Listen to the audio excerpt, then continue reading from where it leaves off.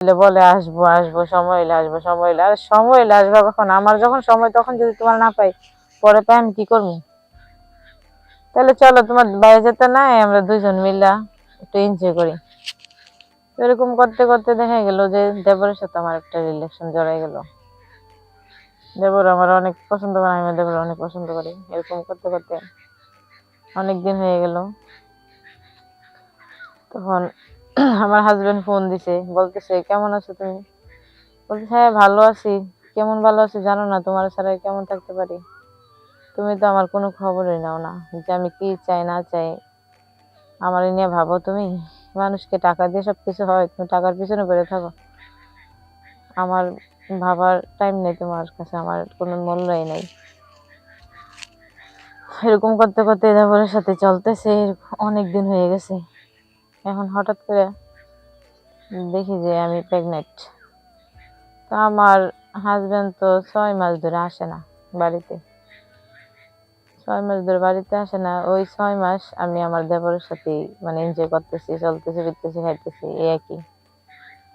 তো ওই 6 মাসের ধরে আমার হাজবেন্ড আসে না, আমারও মানে আমি বাচ্চা, আমারও 6 মাস, 6 মাসের বাচ্চা আমার পেটে, প্রেগনেন্ট আমি। তো বুঝতেছি না কি করবো। এটা তো আর শাশুড়ির কাছে বলতে পারি না। শাশুড়ির কাছে বললে শাশুড়ি বলবো যে আমার পোলা থাকে না 6 মাস বাড়িতে, তুমি আবার প্রেগনেন্ট হও কিভাবে? তো কি করবো, ওইটা ভাইবা চিন্তা, অনেক ভাইবা চিন্তা আমার দেবরের বললাম যে দেখো, তোমার সাথে তো আমার অনেকবারই অনেক কিছু হয়েছে। তো এখন মানে হঠাৎ করে আমি প্রেগনেন্ট হয়ে গেছি, এই কথাটা তো আমি তোমার ভাইয়েরও বলতে পারি না, তোমার মারও বলতে পারি না। যে এটা কোন মুখ নিয়ে বলবো? যদি তোমার ভাই বাড়িতে থাকতো তাহলে আমি বলতে পারতাম যে এটা তোমার ভাইয়ের বাচ্চা। এখন তো তোমার ভাই বাড়িতে নাই, ভাই তো তোমার 6 মাস ধরে বাড়িতে নাই। 6 মাস পরে পরে একবার আসে, আসলে নাইলে নাই। তোমার দেবর বলতেছে কয় যে যেটা হোক তুমি ম্যানেজ করো। এটা একটা কথা বললো, আমি আবার কিভাবে ম্যানেজ করবো? তুমি স্বীকার করো যেটা তোমার বাচ্চা। সমস্যা কি এখন? এর মধ্যে তো এসব হয়। তোমার ভাই যদি অস্বীকার করে তাহলে তুমি আমার বিয়ে করো, তুমি নিয়ে সংসার করো। সে কিছুতে রাজি হইতেছে না। কিন্তু তোমার জীবন সুখের না। বলি তোমরা আসসালামু আলাইকুম, আমি কাকুলি আক্তার। আমার বাসা হলো মিরপুর। তো আপনাদের কাছে উপস্থিত কিছু কথা বলার জন্য দয়া করে মনোযোগ সহকারে শুনবেন। কথাটা হলো যে আমার বাবা মা আমাকে বিয়ে দিয়েছে। আমার হাজবেন্ড, এরা 2 ভাই, আমার হাজবেন্ড আর আমার একটা দেবর, আর আমার শাশুড়ি। আমার শ্বশুর নাই। তো আপনার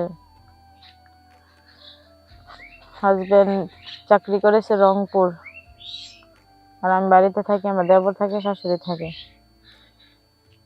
তো পরে আপনার ব্যবসাতে থাকি। সে মোট অনেকদিন যাবত আয় না, অনেকদিন পর পর একদিন আসে, মন চাইলে নাইলে নাই। তো কি এরকম করে কি মানুষ চলা যায়? তো এমনি চলতেছি, কি করবো, দেখি পরিস্থিতি কি হয়। তোমার শাশুড়ির সাথে থাকি, রান্না টান্না করি, খাই, মাই, এই আর কি সময়টা কাটাইতেছি। তো এভাবে তো আর সময় কাটে না। মানুষের সবারই তো একটা মন মানসিকতা আছে। জামাইরে বললি যে তুমি আসো, আমার এখন সময় না, আমি কাজ করি, সারাক্ষণ কাজ নিয়ে ব্যস্ত থাকি। যে বউ কি করলো না করলো এগুলোর খবর নেই। ওইটা বোঝে না যে বউর তো একটা শারীরিক চাহিদা আছে, একটা মন বলতে কিছু আছে, ওইটা নিয়ে ভাবে না। এ শুধু তার কাজ নিয়ে থাকে। তো এরকম করতে করতে দেখা গেছে যে হ্যাঁ ও আসে না। এখন আমি কি করবো? আমিও তো একটা মেয়ে মানুষ, বুঝেনি তো, আমার তো আর এরকম বয়স হয় নাই। তো এরকম এক পর্যায়ে যায় এসে আমার দেবরের সাথে, মানে দেবরে দেখলেই আমার অনেক ভাল লাগে। প্রথম প্রথম এরকম হয়েছিল না, এখন হঠাৎ করে মানে আমার হাজবেন্ড অনেকদিন ধরে আয় না তো বাড়িতে। মানে আমার দেবরের দিকে তাকাইলে আমার হাজবেন্ডের চেহারা ভাইসা ওঠে। অনেক ভাল লাগে। যেরকম আমার মনে হয় আমার দেবরের আমি কাছে পাইলে আমার হাজবেন্ডের পাইছি, এরকম মনে হয়। তো এরকম করতে করতে একদিন আমি বলতেছি যে তোমার আমার অনেক ভাল লাগে। তো ভাবি কথা বলতেছেন, আমি এত ভাবতেছি আপনার বলবো, কিন্তু ভয়ে বলি না। আপনি যদি ভাইয়ের বললে দেন আপনার আমার অনেক ভাল লাগে। তো আমি বলছি তাহলে তো ভালোই, আমি অনেক খুশি হইলাম যে তোমার আমার ভাল লাগে, আমারও তোমার ভাল লাগে। তো তাহলে চলো আমরার মতো আমরা বাসি। আর তোমার ভাই তো যে ভাই, যে যায়, বউ কি করলো না করলো কোনো খবরও নেই, হ্যাঁ কাজ হ্যাঁ করতেছে। ফোন দিলে বলে আসবো আসবো, সময় এলে আসবো, সময় এলে। আর সময় এলে আসবো কখন? আমার যখন সময় তখন যদি তোমার না পাই, পরে পাই আমি কি করবো? তাহলে চলো তোমার বাইরে যেতে নাই, আমরা দুইজন মিলা একটু এনজয় করি। এরকম করতে করতে দেখা গেল যে দেবরের সাথে আমার একটা রিলেশন জড়াই গেল। দেবর আমার অনেক পছন্দ করে, আমি দেবর অনেক পছন্দ করি। এরকম করতে করতে অনেক দিন হয়ে গেল। তখন আমার হাজবেন্ড ফোন দিছে, বলতেছে কেমন আছো তুমি? বলতেছে হ্যাঁ ভালো আছি। কেমন ভালো আছি জানো না? তোমার ছাড়া কেমন থাকতে পারি? তুমি তো আমার কোনো খবরই নাও না, যে আমি কি চাই না চাই। আমার নিয়ে ভাবো তুমি?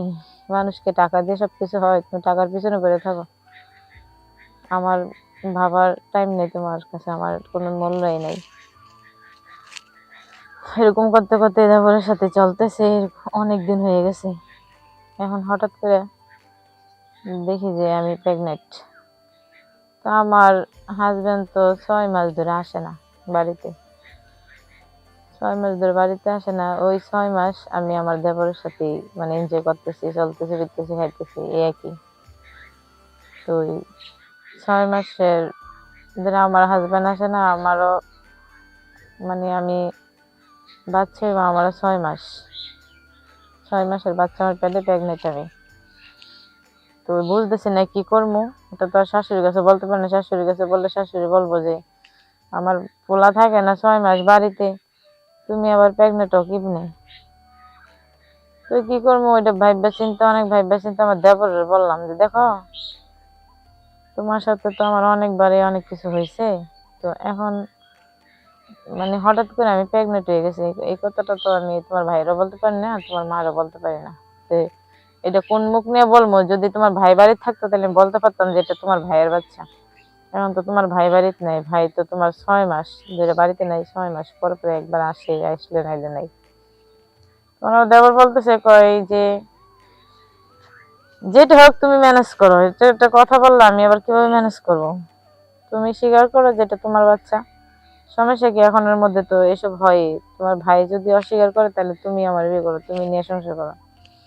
সে কিছুতে রাজি হইতেছে না, কারণ আমার পক্ষে সম্ভব না। তো তখন আমি কি করব? তখন আমার হাজবেন্ডের বলছি যে এরকম এরকম, তুমি তো আসো না, তোমার কত বলি যে আসো আসো, তুমি তো আমাকে নিয়ে ভাবোই না।